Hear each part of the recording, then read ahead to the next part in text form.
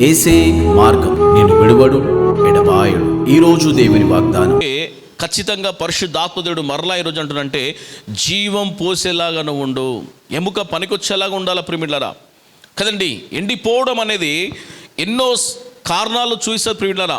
ఎండిపోవడం అంటే నీ శరీరంలో అనేకమైన శ్రమలు మొదలవుతున్నాయా, నీకు అనారోగ్య సమస్యలు కలుగుతున్నాయా, లేకపోతే ఫైనాన్స్ స్ట్రగుల్స్ జరుగుతున్నాయా, లేకపోతే నువ్వు అనుకున్న పనులు జరుగుతలేవా, లేకపోతే నీ కుటుంబంలో నువ్వు అనుకున్న పనులు సరిగ్గా ఉండలేకపోతున్నాయా. హల్లెలూయా. చూడండి, ఒక్కసారి యేసుక్రీస్తు ప్రభు నీ జీవితంలో పరిచయమైన తర్వాత, హల్లెలూయా, ఒక్కసారి యేసు ప్రభు నీ చెయ్యి పట్టుకున్న తర్వాత నీ జీవితంలో నిత్య జీవము అంటే జీవము కలిగి నీ కుటుంబం నడవాలా. జీవమున్న దగ్గర శ్రమలుండవు, జీవమున్న దగ్గర వేదన ఉండదు, జీవమున్న దగ్గర సమాధానముతో కుటుంబం ఉంటుంది ప్రియులారా. జీవం లేని కుటుంబాలు ఈరోజు చాలా ఉన్నాయి.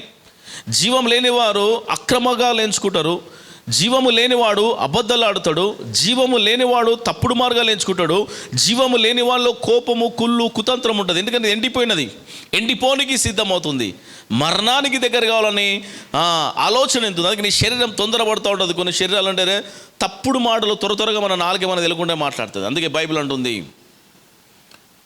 అగ్గిపుల్ల ఎలా అయితే అడవిని తగలబెడుతుందో నీ నాలుకనడ నీ సంసార జీవితం నాశనం చేస్తుందంట. హల్లెలూయా.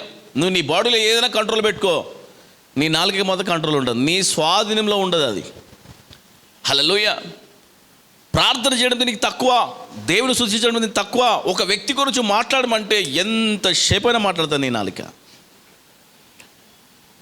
దీనికి అర్థమైందంటే జీవము లేదు, దేవుని శక్తి దానికి తాకుతలేదు. నీ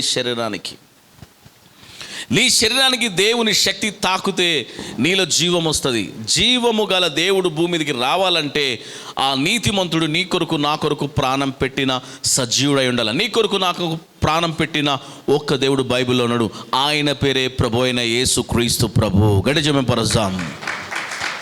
ఈయన లోనికి ఏ వ్యక్తి అయితే ఈయనను అంగీకరిస్తారో, ఈ వ్యక్తిని అయితే ఎవరైతే ప్రేమపూర్వకంగా లోబడతారో, ఈ భక్తుని తీసుకెళ్ళిపోతా ఉన్నాడు దేవుడు లోయలోకి. అక్కడ కొన్ని ఎముకలు ఉన్నాయి లోయలో. ఆత్మవశుడైనటువంటి ప్రవచనం ఎత్తున్న తన నోటి మాట నుంచి ఈ ఎముకలోనికి జీవం వచ్చును గాకానంగానే ఆ లోయలో ఆ ఎముకల శబ్దాలు మొదలైనది, కదలడం మొదలైందంట. కానీ ఎక్కడెక్కడో కుప్పలు పడిన ఎముకల్లో ఒక శబ్దం మొదలైంది ఈయన ప్రవచనం ఎత్తంగానే. ఎందుకంటే ఈ భక్తుల్లో జీవం ఉన్నది, జీవము గల దేవుడు భక్తునితో మాట్లాడుతున్నాడు. అందుకే ఈరోజు నువ్వు ఎండిపోయిన పరిస్థితులు నీ కుటుంబంలో ఉన్నాయా ఒక్కసారి ఆలోచన చేసుకోండి. జీవము కలిగిన వాడిలో చాలా వివేకం ఉంటుంది, జీవము గల వాడిలో తెలివి ఉంటుంది, జీవము గల వాళ్ళలో దేవుని యొక్క ప్రభావం ఉంటుంది, జీవము గని వాడిలో దేవుని పనిలో ముందుంటాడు. జీవము కలిగిన వాడు కరెక్ట్ మార్గాలు ఎంచుకుంటాడు. ఒకవేళ లోపాలు ఉంటే దేవుడు సరి చేస్తాడు. ప్రిమిలరా, ఈరోజు నువ్వు ఎండిపోయిన ఎముకలాగా కొన్ని కుటుంబాలు కొన్ని సంవత్సరాల నుంచి కొన్ని రోజుల నుంచి జీవిస్తున్నాయి. ఎందుకు నువ్వు నష్టంలో ఉంటావు? ఇంకా డబ్బు నష్టపోయినావు పో, ఆస్తి పోయిందా పో, పొడగొట్టుకో, నో ప్రాబ్లం. దానివల్ల నీకు నష్టం ఏం లేదు. చుట్టూ నేను అప్పులు చుట్టుకునే నో ప్రాబ్లం, శత్రువుని చుట్టుకున్నా నో ప్రాబ్లం. కానీ నీ జీవము గల దేవుని చెయ్యి విడిస్తే నీ బ్రతుకు ఎలా ఉంటుందో ఒక్కసారి ఆలోచన చేసుకో ప్రియులరా. అయినా దేవుడు ఈరోజు నేనేమంటే, ఎండిపోయిన ఎముకలాగా నువ్వు ఉండడం నాకు ఇష్టం లేదు, నీలో జీవం ఉండాలా.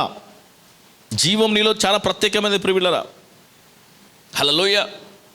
జీవం అనేది నీ జీవితంలో చాలా ప్రత్యేకమైనది. జీవము నీలో ఉండాలంటే ఒకటి నీలోనికి రావాలా. నీలోనికి ఒకటి వస్తే అది బలమైన కార్యాలు చేస్తుంది ప్రియులరా. అందుకే మనుషులు దేని కనిపెట్టలేదు. చూడు, యోహాను సువార్త 1వ అధ్యాయము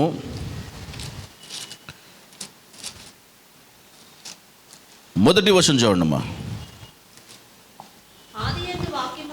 ఆదియందు వాక్యముండెను, వాక్యము దేవుని యొద్ద ఉండెను, వాక్యము దేవుడై ఉండెను, ఆయన ఆదియందు దేవుడి యొద్ద ఉండెను, సమస్తము ఆయన మూలముగా కలిగెను, కలిగి ఉన్నది ఏదియు ఆయన లేకుండా కలగలేదు, ఏముందమ్మా ఆయన లోపట?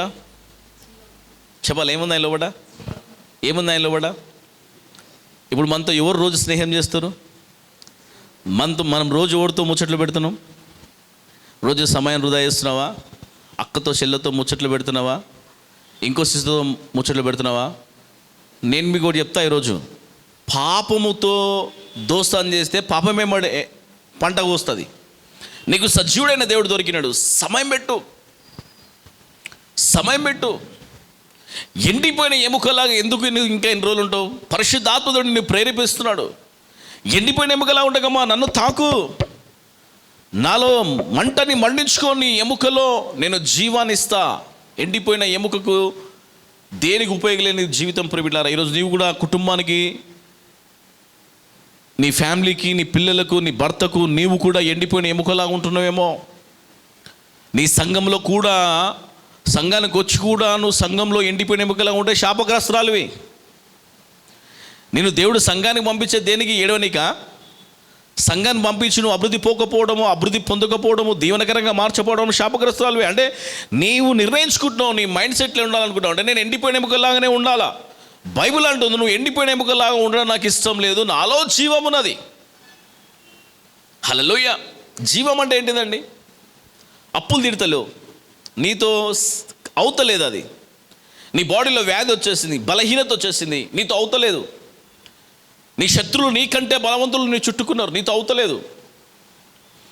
ఈ జీవము నేనేం చేస్తా అంటే నీలోనికి ప్రవేశించినప్పుడు నువ్వు ధైర్యవంతులుగా మార్చబడతావు. హల్లెలూయా, హల్లెలూయా. అందుకే జీవము నీ నర్రముల్లో ప్రాకిపోవాలా, నీ తలంపులో ప్రాకిపోవాలంటే ఈ వాక్యం ఎక్కించుకోను.